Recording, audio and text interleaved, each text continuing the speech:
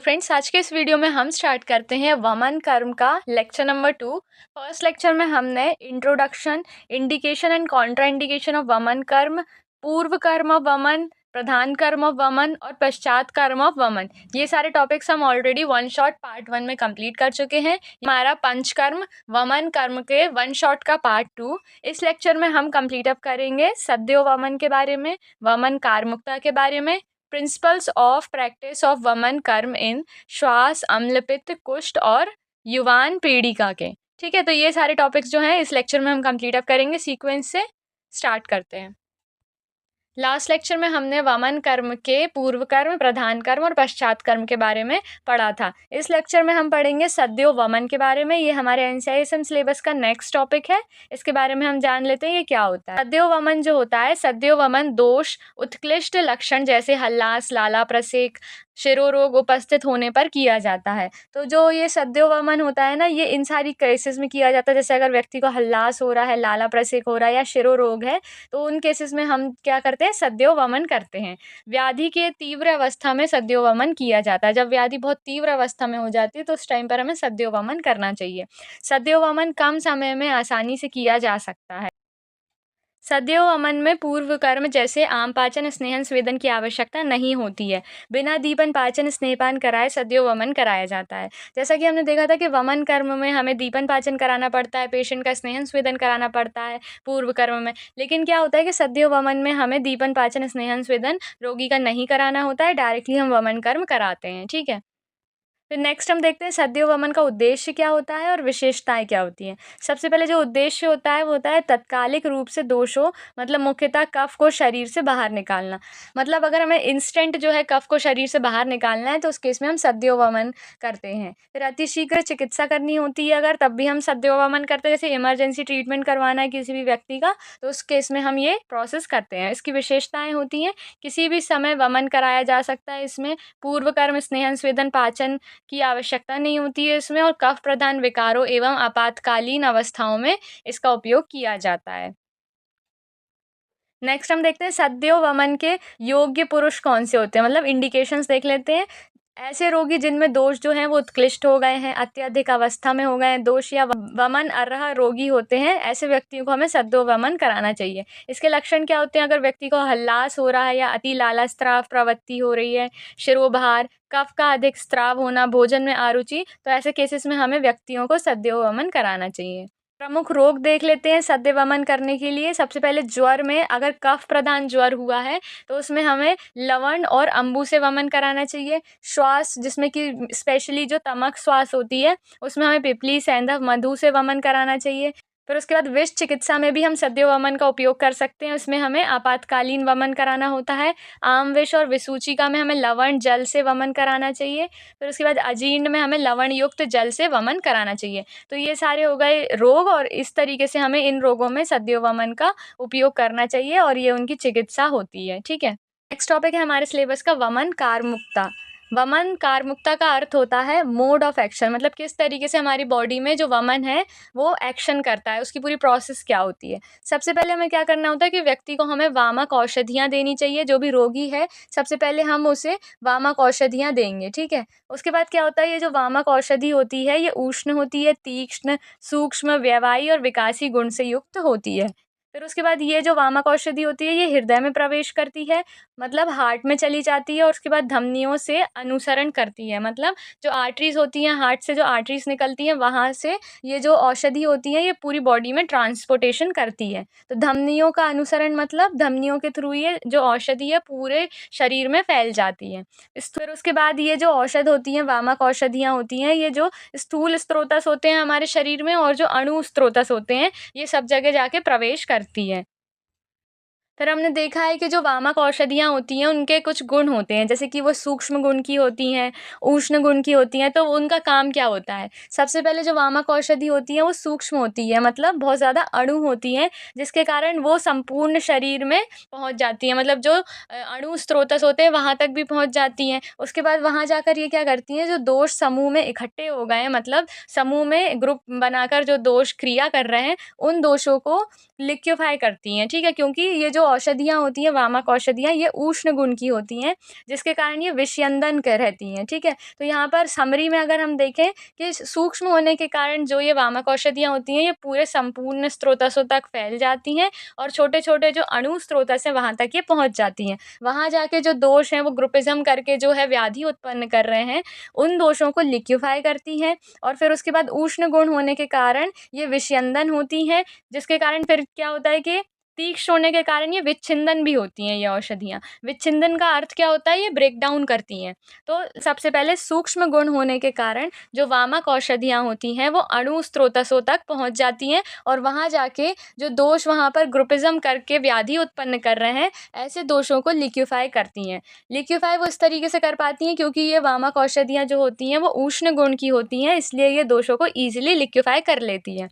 दूसरी बात ये होती है कि ये जो वामक औषधियाँ होती हैं, तीक्ष्ण गुण की होने के कारण विच्छंदन भी करती हैं, मतलब दोषों का ब्रेक डाउन करती हैं और फिर जब ये दोष जो होते हैं लिक्विफ़ाई हो जाते हैं और ब्रेक डाउन हो जाते हैं, उसके बाद ये दोष जो है वात दोष, मतलब जो वात दोष का क्या काम होता है? ट्रांसफ़र करना। तो ये जो दोष तो फिर क्या होता है कि ये जो दोष होते हैं वात दोष के कारण शाखाओं से कोष्ठ की तरफ गमन करने लगते हैं और फिर उसके बाद कोष्ठ में जाकर हम इसका शोधन कर देते हैं और इनको शरीर से बाहर निकाल देते हैं। तो इस तरीके से जो वामक औषधियाँ होती हैं वो हमारे शरीर में मोड ऑफ एक्शन देती हैं। इसी को हम क्या कहते हैं? वमन कार्मुकता, ठीक है। तो यहाँ पर हम देख सकते हैं सूक्ष्म गुण होता है, फिर उसके बाद उष्ण गुण होता है, तीक्ष्ण गुण होता है। फिर अभी क्या हो रहा था कि जो भी औषधियाँ हैं, वो आमाशय तक आ जाएँगी। सबसे पहले हृदय में गई, हृदय से कहाँ गई? धमनियों के थ्रू पूरे शरीर में ट्रांसफ़र हो गई। उसके बाद उनके कुछ प्रॉपर्टीज़ थी, गुण थे, जिसके कारण उन्होंने वहाँ पर जाके सूक्ष्म स्रोतसों में जाकर दोषों को लिक्विफ़ाई किया और वात के थ्रू वो शाखाओं से कोष्ठ तक आ गई। कोष्ठ में जब औषध आ जाती है, वामक औषधि जो होती है, वो कोष्ठ तक पहुँच जाती है दोषों को लेकर, प्रकोपित दोषों को लेकर, तो आमाशय में आकर वो कुक्षी में आद्यमान उत्पन्न करती हैं। कुक्षी में आद्यमान उत्पन्न करने का मतलब क्या होता है? पेट जो होता है वो फूला-फूला लगता है, मतलब आद्यमान ऐसा लगता है कि वात जो है वो कुक्षी प्रदेश में वात की वृद्धि हो गई है। जिसके कारण क्या होता है? अग्नि और वायु जो है भूयिष्ठता के लक्षण देखने को मिलते हैं, जैसे कि हल्लास के लक्षण देखने को मिलते हैं और यहाँ पर हमें ऊर्ध्वगमन हल्लास भी देखने को मिलता है। ठीक है? उसके बाद क्या होता है? जैसे ही वात का प्रकोप हो गया आमाशय में, तो उसकी वजह से जो हमारी उदान वायु होती है उस पर भी प्रभाव पड़ता है। इसलिए ऊर्ध्व भाग हर में प्रभाव तथा उदान वायु से प्रेरित होकर जो दोष होते हैं वो मुख के थ्रू आमाशय से, मुख के थ्रू जो जितने भी दोष हैं आमाशय में एकत्रित हो गए हैं, वो दोष मुख के थ्रू बाहर निकल जाते हैं। तो इसी को हम कहते हैं वमन का वेग। तो इस तरीके से हम पूरी प्रोसेस देख सकते हैं कि किस तरीके से वमन क्रिया हमारे शरीर में होती है और उसका मोड ऑफ एक्शन क्या होता है, और उसी को हम आयुर्वेद में कहते हैं वमन कार्मुकता। नेक्स्ट हमारे सिलेबस का टॉपिक है कुष्ठ रोग में हम वमन कर्म किस तरीके से कर सकते हैं। तो कुष्ठ रोग में क्या होता है कि वात, पित्त और कफ तीनों दोष जो होते हैं वो साथ में प्रकोपित हो जाते हैं और रक्त और मांस धातु भी दूषित हो जाती है। तो कुष्ठ रोग में वमन कर्म का उपयोग क्यों किया जाता है वो देख लेते हैं। सभी कुष्ठ जो होते हैं वो त्रिदोषज होते हैं, ठीक है। कई प्रकार के कुष्ठ मिलते हैं, तो जिसमें कि जो कफ और पित्त की प्राथमिकता रखते हैं, ऐसे कुष्ठ में हमें वमन का प्रयोग करना चाहिए। कुष्ठ में अगर कफ दोष की उपस्थिति होती है तो उसमें हमें वमन कर्म करना चाहिए, क्योंकि हमने देखा है कि कफ की वृद्धि होने के कारण हमें वमन कर्म कराना चाहिए, पित्त की वृद्धि में हमें विरेचन कर्म कराना चाहिए और वात की वृद्धि में हमें वस्ती कर्म कराना चाहिए। तो यहाँ पर अगर कफ दोष की उपस्थिति दिख रही है तो हमें उसमें प्राथमिकता वमन कर्म को देनी चाहिए।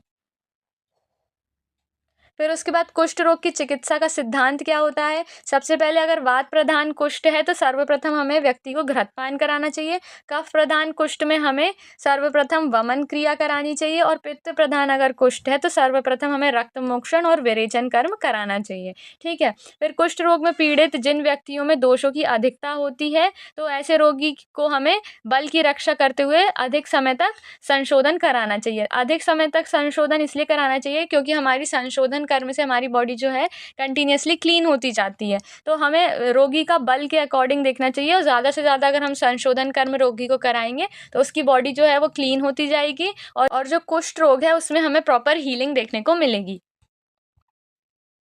फिर उसके बाद हम देखते हैं कुष्ठ रोग में वमन का उद्देश्य क्या होता है। कफ और पित्त दोषों को दूर करना, रस और रक्त धातुओं को शुद्ध करना, अग्नि पाचन को ठीक करना और रोग की संप्राप्ति का विघटन करना। तो ये सारे जो होते हैं उद्देश्य होते हैं। नेक्स्ट हम देख लेते हैं कुष्ठ रोग में वमन कर्म की क्या विधि होती है। तो इसमें पूर्व कर्म में आम को पचाने के लिए पिपली, त्रिकटु, मुस्ता जैसी औषधियों का प्रयोग करना चाहिए। फिर हमें रोगी को स्नेहपान कराना चाहिए तिक्त घृत या महातिक्त घृत के साथ, अभ्यंतर स्नेहन कराना चाहिए और फिर हम स्वेदन भी करा सकते हैं। दोषों को गतिमान करने के लिए मृदु स्वेद चिकित्सा हमें करनी चाहिए।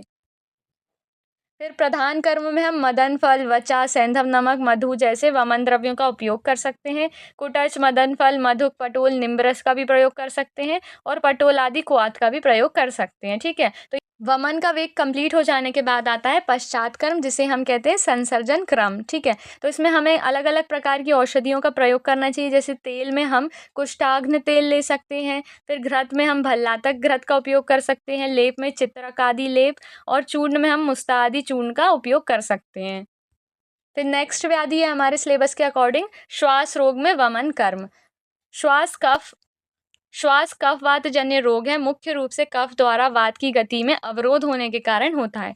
श्वास जो होता है वो कफ और वात जन्य रोग होता है। मुख्य रूप से जब कफ के द्वारा वात की गति में अवरोध आ जाता है, उससे श्वास रोग जो है वो उत्पन्न होता है। वमन कर्म एक प्रधान कफ शोधन चिकित्सा है। हमें ऑलरेडी पता है कि वमन कर्म करने से कफ का शोधन होता है। चूंकि श्वास रोग में कफ मूल कारण होता है, क्योंकि हमने देख लिया कि श्वास रोग में जो कफ होता है वो मूल कारण होता है, इसलिए हम श्वास रोग में वमन कर्म करवाते हैं। अतः कफ को मूल स्थान आमाशय से निकालकर उसके स्रोतों में गमन की प्रवृत्ति को रोका जा सकता है। इसलिए हम क्या करते हैं कि कफ को आमाशय में लाकर उसको जो है शरीर से बाहर निकाल देते हैं कफ को, जिससे वो जो कफ है स्रोतसों में गमन कर रहा है उसकी प्रवृत्ति को हम रोक सकें।